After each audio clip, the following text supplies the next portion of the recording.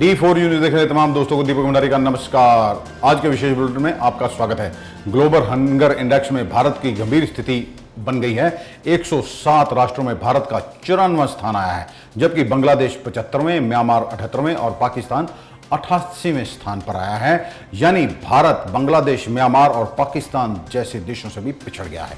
पिछले साल भारत 117 देशों की सूची में 102वें स्थान पर रहा था। चीन, बेलारूस, यूक्रेन, तुर्की, क्यूबा और कुवैत सहित 17 देश भूख और कुपोषण पर वजन रखने वाले वैश्विक भूख सूचांक में शीर्ष पर हैं। भारत की 14% आबादी कुपोषण की शिकार है।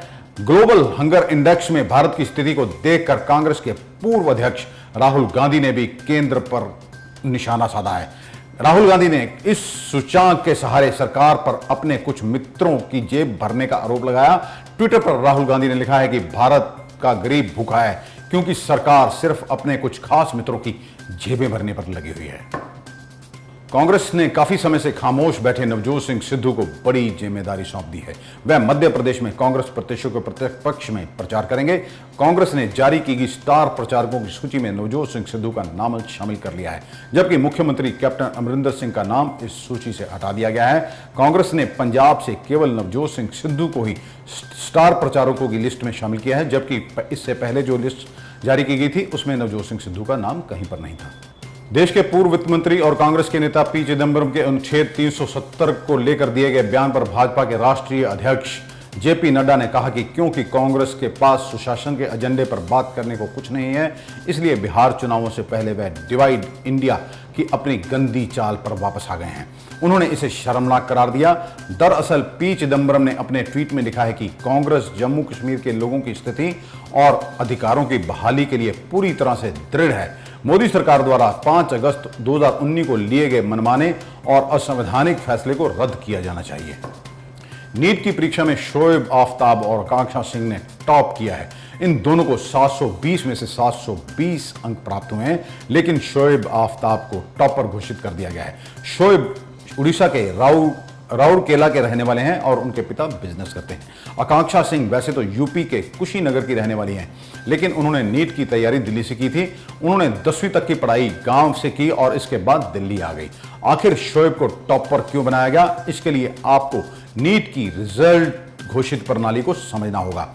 अगर दो छात्रों के एक जैसे नंबर आते हैं और उस छात्र को वीरता मिलती है जिसके बायोलॉजी में अधिक नंबर होते हैं, यदि इस सब्जेक्ट में दोनों के एक जैसे नंबर होते हैं तो फिर केमिस्ट्री में किसके अधिक नंबर हैं ये देखा जाता है और अधिक नंबर पाने वाले को वरीयता दी जाती है।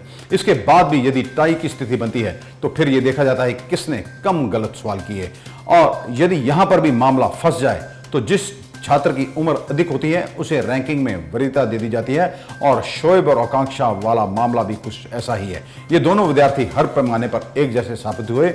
बाद में उम्र वाले फैक्टर के चलते शोएब को टॉपर घोषित कर दिया गया। भाजपा के राष्ट्रीय महासचिव तरुण चुग ने मुख्यमंत्री कैप्टन अमरिंदर सिंह पर तंज कसा और कहा कि आप किसानों को बहकाने की कोशिश ना करें।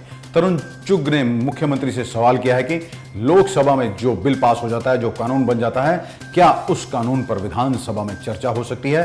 क्योंकि 19 अक्टूबर को मुख्यमंत्री कैप्टन अमरिंदर सिंह की ओर से विशेष विधानसभा सत्र बुलाया गया है और इसमें जो कृषि ऑर्डिनेंस के 3 बिल हैं, इस पर चर्चा की जानी है। मैं भी ਅੱਜ ਅਖਬਾਰਾਂ 'ਚ ਦੇਖਿਆ ਕਿ 19 ਅਕਤੂਬਰ ਨੂੰ ਪੰਜਾਬ ਦੇ ਵਿੱਚ ਵਿਸ਼ੇਸ਼ ਸੈਸ਼ਨ ਕਿਸਾਨਾਂ ਦੇ ਹਿੱਤ ਵਾਸਤੇ ਬੁਲਾਇਆ ਜਾ ਰਿਹਾ। ਫਿਰ ਲਿਖਿਆ ਕਿ ਬਿੱਲਾਂ ਦੀ ਚਰਚਾ ਹੋਣ ਵਾਲੀ। ਤੁਸੀਂ ਵੀ ਪ੍ਰਸ਼ਨ ਕੀਤਾ। ਕੈਪਟਨ ਸਾਹਿਬ ਤੁਸੀਂ ਮੈਂਬਰ ਆਫ ਪਾਰਲੀਮੈਂਟ ਵੀ ਰਹੇ ਹੋ ਔਰ ਅੱਜ ਮੁੱਖ ਮੰਤਰੀ ਵੀ ਰਹੇ ਹੋ, ਅਗੇ ਹੋ, ਪਹਿਲੇ ਵੀ ਰਹੇ ਹੋ। ਕਿਆ ਲੋਕ ਸਭਾ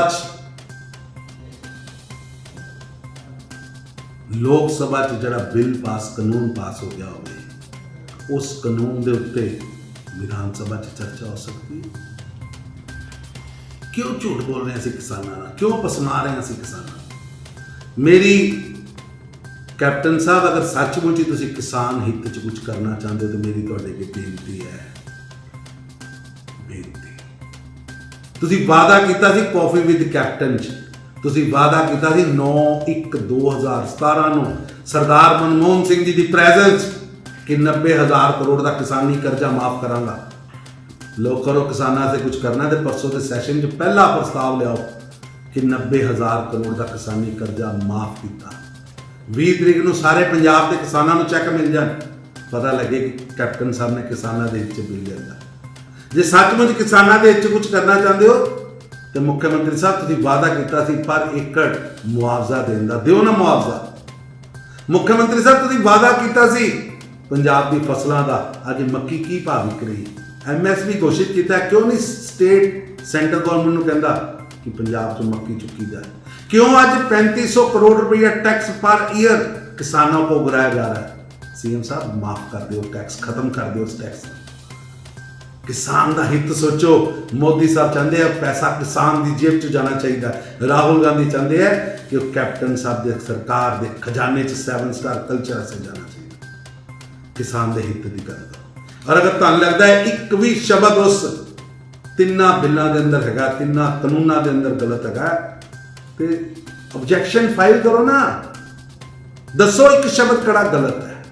झूठ ना बोलिए, पसमाइए ना, गुमराह ना करिए किसानों। सचमुच का किसान हित सैशन बुलाओ और इन्होंने बिलों में पास करो। डिस्ट्रिक्ट लीगल सर्विसेज अथॉरिटी और दिल्ली पुलिस ने सेक्स वर्कर्स को आत्मनिर्भर बनाने के लिए नई मुहिम शुरू की है। इसके तहत दीपावली में दिल्ली की सेक्स वर्कर के हाथों बनाए गए दिए बेचे जाएंगे। दिल्ली के रेड लाइट एरिया यानी जीबी रोड में तकरीबन 2000 से ज्यादा सेक्स वर्कर काम करती हैं, जिनका जीवन यापन देह व्यापार से होता है।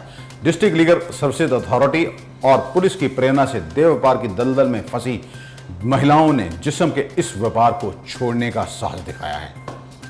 अमेरिकी वैज्ञानिकों ने इम्यूनिटी सिस्टम को कमजोर करने के लिए जिम्मेदार कोरोना वायरस के प्रोटीन को रोकने का इलाज खोज लिया है। शोधकर्ताओं ने ऐसे अणुओं का पता लगाया जो प्रोटीन को बढ़ने नहीं देता। वैज्ञानिकों ने एक ऐसे प्रोटीन को रोकने की पद्धति विकसित की है जिसका इस्तेमाल कोरोना वायरस इम्यूनिटी सिस्टम के महत्वपूर्ण हिस्सों को निष्क्रिय करने के लिए करता है। इस खोज से कोविड-19 के इलाज के लिए नई दवा बनाने में मदद मिल सकती है। अमेरिका की सैन एंटोनियो टेक्सास स्वास्थ्य विज्ञान केंद्र विश्वविद्यालय को यह सफलता मिली है। अमृतसर में आज कोरोना के 33 नए मामले सामने आए हैं और केवल एक व्यक्ति की मौत कोरोना से हुई है। बता दें कि इस सप्ताह कोरोना के केसों में गिरावट देखने को मिली है। देश में यह पहली बार हुआ है कि कोरोना के एक्टिव मामले 8 लाख से नीचे आए हैं। भारत में अभी भी रोजाना कोरोना के सबसे ज्यादा केस दर्ज किए जा रहे हैं। हालांकि दैनिक मामलों की संख्या सितंबर के मध्य में 90,000 से 1 लाख के बीच पहुंच गई थी, जो इस हफ्ते करीब 70,000 पर आ गई है। आज के लिए बस इतना ही। कल आपके समक्ष फिर हाजिर होंगे, तब तक के लिए नमस्कार।